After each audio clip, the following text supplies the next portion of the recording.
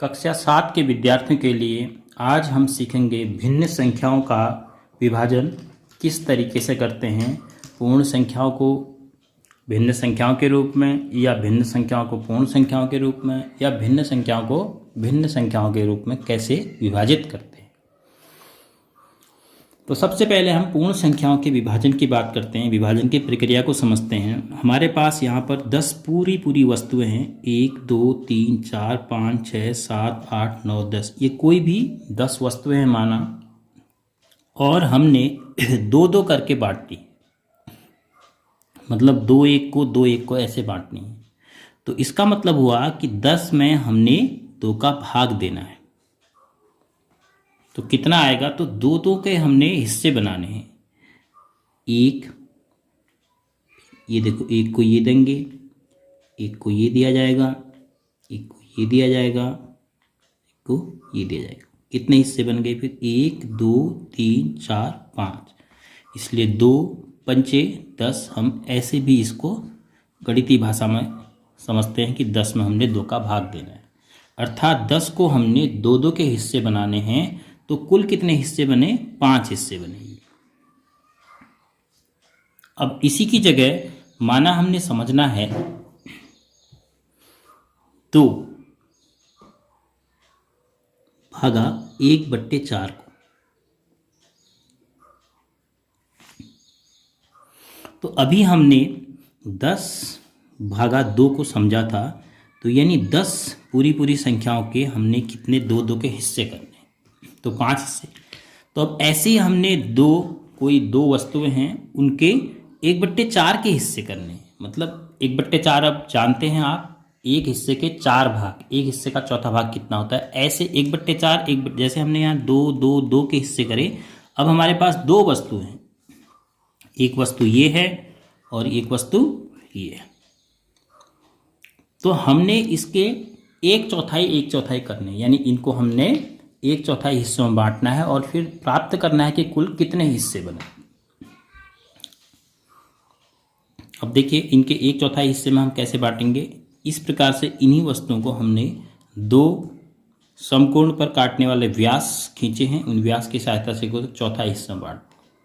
अब हम इनके आराम से हिस्से कर सकते हैं। यहाँ से एक कट लगाएंगे, कैंची से यहाँ से एक कट लगाएंगे, तो ये हिस्सा 1/4 हिस्सा होगा।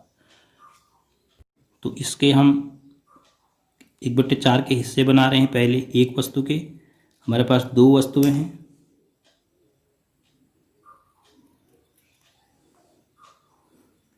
अब देखिए, हिस्से आपके सामने हैं, 1/4 के हिस्से में बढ़ गए।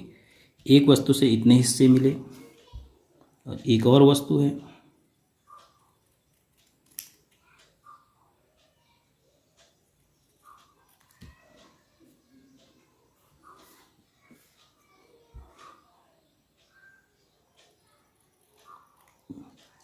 तो अब हम इनको गिनते हैं, कितने आए। 1 2 3 4 5 6 7 8।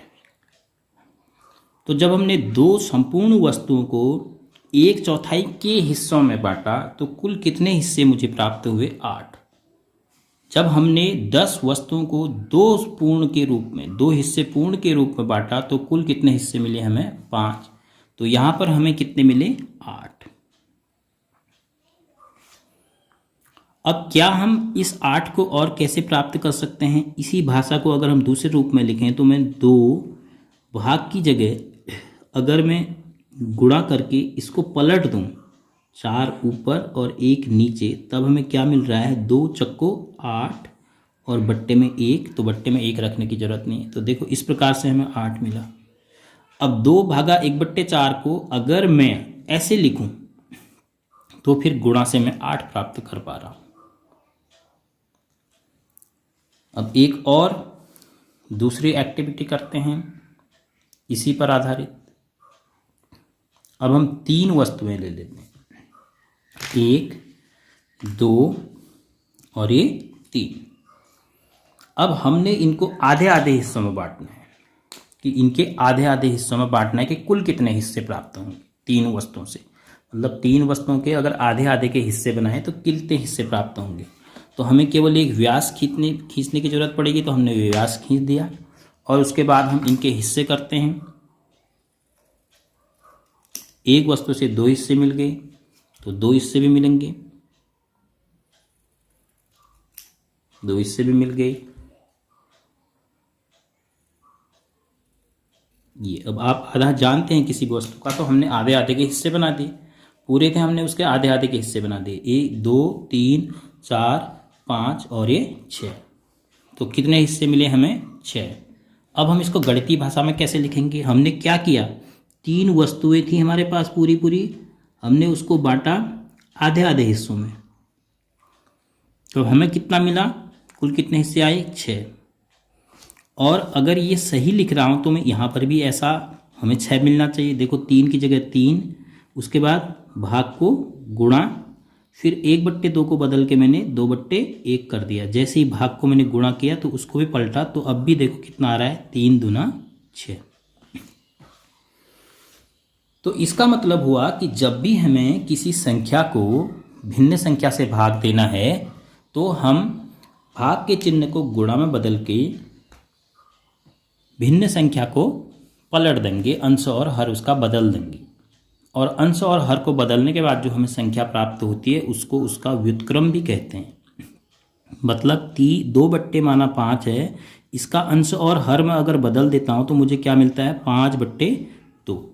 तो हम 5/2 को 2/5 का व्युत्क्रम भी कहते हैं। एक शब्द है व्युत्क्रम।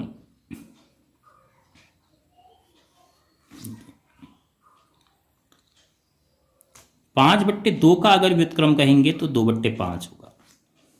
तो अगर हम भाग देने को व्युत्क्रम के हिसाब से समझें तो किसी भी संख्या में अगर हम किसी संख्या का भाग दे रहे हैं तो उसका मतलब हुआ इस संख्या को गुणा करो इसके व्युत्क्रम से। माना 5 बट्टे आप 3/5 कर रहे हैं ये, तो इसका मतलब हुआ कि 5 को आप गुणा करो किससे? इसके व्युत्क्रम से, 5/3 से। तो कितना हो जाएगा? 5 बच्चे 25/3। अब आप इसी प्रकार सभी प्रकार के आप विभाजन समझ सकते हैं। अब देखो यहाँ पर सबसे पहले हमने क्या समझा? एक पूर्ण संख्या को भिन्न संख्या में विभाजित करना।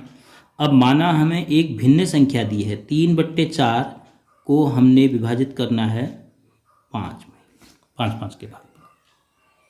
तो 3/4 में 5 का भाग देना है, तो इसका मतलब हम इसको क्या लिखेंगे? 3/4 को गुणा करेंगे अब इसके व्युत्क्रम से 1/5 से, क्योंकि 5 का व्युत्क्रम 1/5 कैसे हुआ?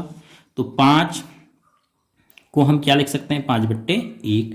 तो इसका व्युत्क्रम करेंगे तो पलटेंगे तो 1/5। किसी भी पूर्ण संख्या के हर में आप 1 लिख सकते हैं। तो फिर ये हो जाएगा 3 × 3, तो 4×5 20। अब माना किसी भी भिन्न संख्या का 2/3 का विभाजन करना है 3/10 से। माना ये हमें विभाजित करना है 2/3 का विभाजन 3/10 से। तो अब हम कैसे करेंगे? अब तो 2/3 को तो हम उतना ही लिखेंगे और विभाजन को गुणा में बदल देंगे, इसका अब व्युत्क्रम लिखेंगे जिससे हम विभाजित कर रहे हैं। 3/10 से भाग दे रहे हैं तो हम इसके व्युत्क्रम से गुणा करेंगे तो 10/3। तो यहाँ पर 10 दूना 20/3 9। तो एक प्रकार से जो विभाजन संक्रिया है वह आपकी गुणन में ही बदल जाएगी। तो सिर्फ एक चीज़ आपने याद रखनी है, जिससे आप विभाजन कर रहे हैं उसी के व्युत्क्रम से गुणा कर दीजिए तो आपका उत्तर वही आएगा। तो विभाजन को हम व्युत्क्रम से गुणा करने के रूप में आसानी से सॉल्व कर पाएंगे। तो अगली जो एक्सरसाइज है उसमें भिन्नों का, पूर्ण संख्याओं का विभाजन आपने करना है, तो आप आराम से कर सकते हैं, क्योंकि विभाजन कैसा है? गुणन जैसा ही है, केवल आपने जिस संख्या से विभाजन करना है उसके व्युत्क्रम से गुणा कर देना है।